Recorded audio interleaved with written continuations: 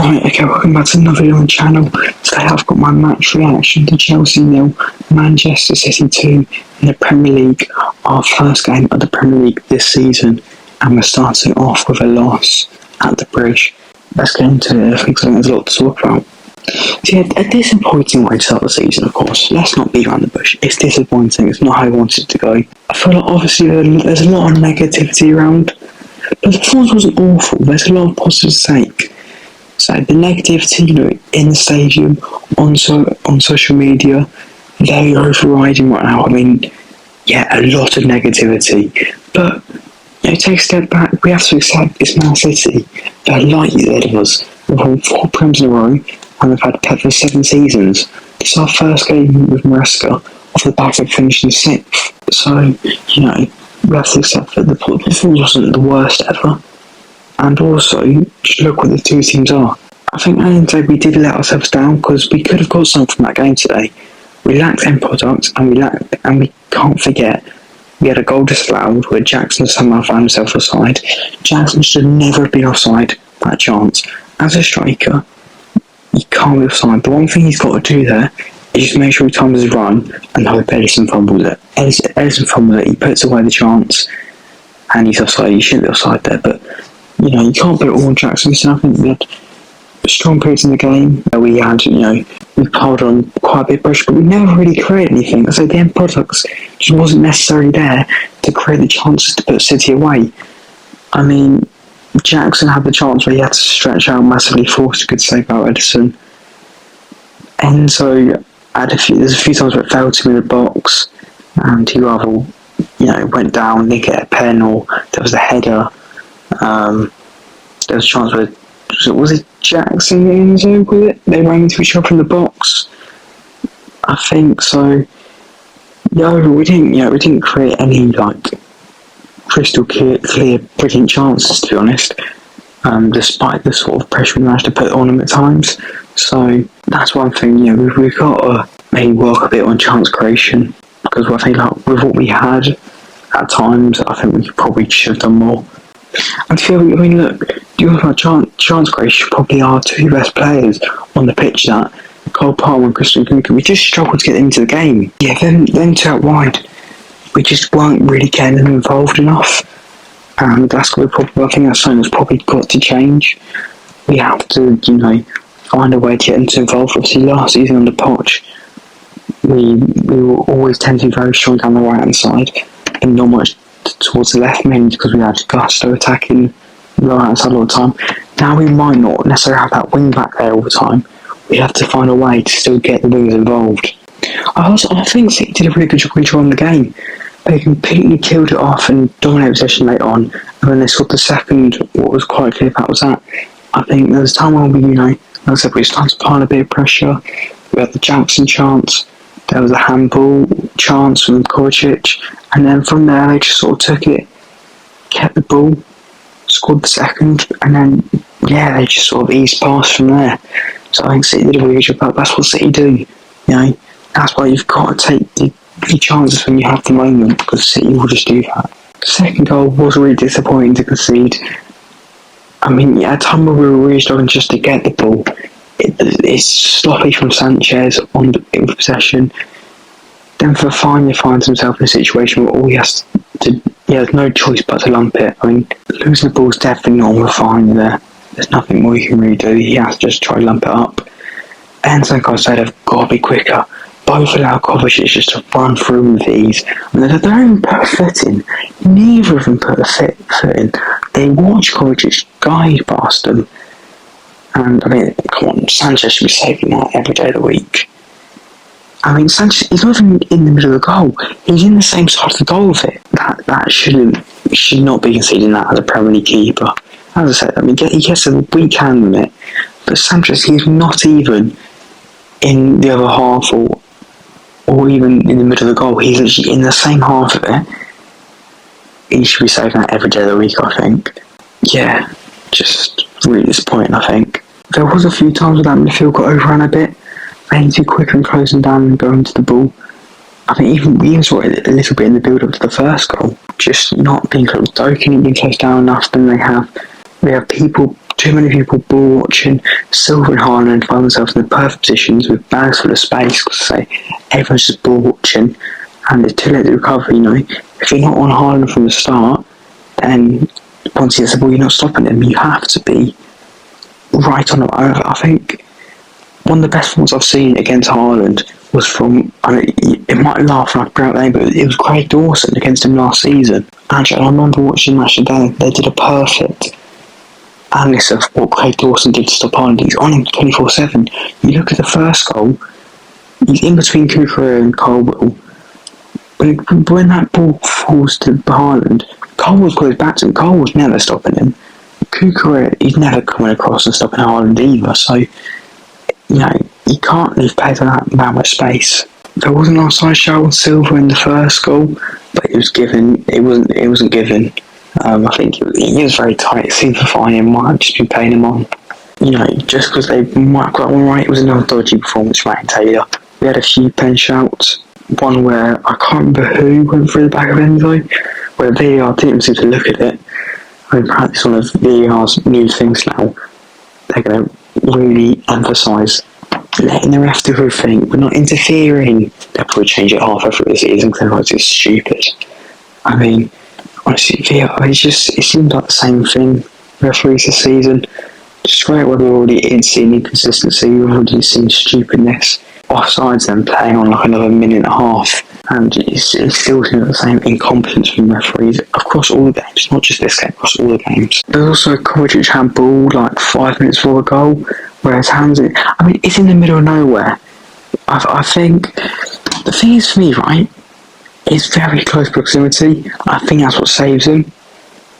But his hand is in the middle of nowhere, and can I say, my team, I'm so shit on commentary. We all know he's big buddy Matt Taylor. We all remember the Tottenham game a few years ago where he just ignored Cucurella's head being pulled just so he can help him. We all know Martin's a fucking disgrace as well alongside Andy Taylor. And him on commentary, just bore off, mate. Sucking him off. He said Kovacic's hand was in a natural position. What was he in a fucking natural position for? Doing a flipping somersault. I don't think that's ever a natural position. So it's never a natural position. I think then it's probably close proximity what saved him. Gusto's literally right next to him. And the thing is, if they're going to start not giving them as handballs, it's fine, but they are the referee in this country. They can't stick to consistency. Give it a month, or probably give it a week. Probably next week we'll probably see a pen given for that. If they can stand by it and show consistency, then fine. But they can't. Look, last season, stuff like goalkeepers. They started off the season soft as usual on goalkeepers. That season went on, they started to allow a bit more contact on keepers. Look at kicking the ball away for bookings. Last season we had, was it 2 reds or 2 bookings in a big game against Newcastle at St James's Park for kicking the ball away. And by February, they stopped giving bookings for it. There's just no consistency in them, so I have no doubt that a similar situation will happen at handball and it will be given sooner rather than later. So, while I'm not furious about it not being given because they were so close, it's the point that I know in a few weeks' time or whatever it's going to be given. That's something exactly the same will happen and it will be given. And if that does happen, then we'll have the right to complain. And obviously it was just a sort of typical Andy Taylor performance.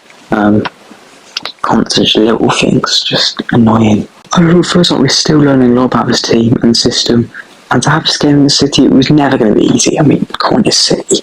We looked decent at times though, so there's positives to build on. Some cracks in the foundations to some disappointing parts of the performance. So a lot to improve on, but also a lot to build on. I think, as a fan, we can't be too negative after that. A lot of negativity going on. We can't be too negative. It's the first game of the season. Come on, pull yourselves together. Just pull yourselves together. But we've got Survey, I think Survey in the week in the Conference League. That's been a really good game for us, I think. Depends early stage of the Conference League. Just get a team out there. Play some performances, learn the system more, that'd be really good. Then it's Wolves on, I think it's next Sunday, isn't it, Wolves? So, yeah, on to them. So we look at the player ratings. Sanchez got a 5. So he definitely should have done better with that second goal. First goal, it's hard for me to comment because I'm not a goalkeeping expert, but you know, you come out a goal, but you make yourself look big. It's not so very narrow by looks of it to me. But so I'm not a keeping expert, so it's hard for me to comment on that. But yeah, 5 for Sanchez. It wasn't anything special at all, to be honest. Made a decent save from Doku. Was it Doku? I remember it was deflected, but he made a decent save. But yeah, apart from that, nothing really. Disappointing ball, 5. Gusto 6. Average performance in Gusto. Yeah, that's it really, you know. Some good parts and bad parts, 6. Same goes for Fafana. I think he settled into the game really nicely, showed some tenacity, what I really liked. So as the game went on, I think he started to look a lot better. So a lot more comfortable. So yeah, 6 for Fafana. Not too bad. Cole was also a 6. Yeah, definitely too bad overall. Yeah, there's nothing we can really look at and say bad at. I feel like, I mentioned him earlier in the goal. I feel like he probably should have known Haaland was there. Maybe he was expecting it to go to him, maybe obviously he tried to cut it off, but yeah, overall Cole, nothing too bad, 6. Cucurella, 6.5. Cucurella was alright, came off injured, so hopefully he's okay. Yeah, he was alright, Cucurella. Lavia, 7.5. Lavia was a massive positive, best performance from us by a mile. Yeah, he looked really good. He controlled that midfield. Yeah, Lavia continues pre-season form, looked really good, 7.5. Cannot complain. Hopefully he can keep it up. If he can keep up, he's going to be brilliant for us this season. Say, against City, in that midfield, with midfield around him struggling, he was superb. I mean, came off in the 67th minute, probably should have kept him off the whole night, he'd say. He looked really good. So yeah, 7.5 for Lavia. Caicedo, 6. Mixed performance with Caicedo. Some good bits, some bad bits. Overall, 6. Enzo, 5. Bit of a disappointing performance from Enzo. His touch looked dreadful. There was a few times where it was just sort of hitting, hoping with the passing. Overall, it wasn't really physical enough to feel got over our load. So 4.5 for Enzo for me. Disappointing. Not really what we came to expect from Enzo. I mean, look, he showed signs of who he can. There was a few good strings of passes and whatever. But yeah, overall 4.5. Palmer, 6. He just couldn't really get into the game, can he? Could he? Sorry. Yeah. But when he did, he looked alright, but yeah, he just couldn't really get into the game. 6. Same thing, Kunku, 6. Still had a few chances. Was definitely in the game more than Palmer. Showed some decent work defensively, but yeah, overall 6. Jackson. It's a tricky one, Jackson. I think I'm going to go for a 4.5. As I said, he shouldn't have been offside of that goal.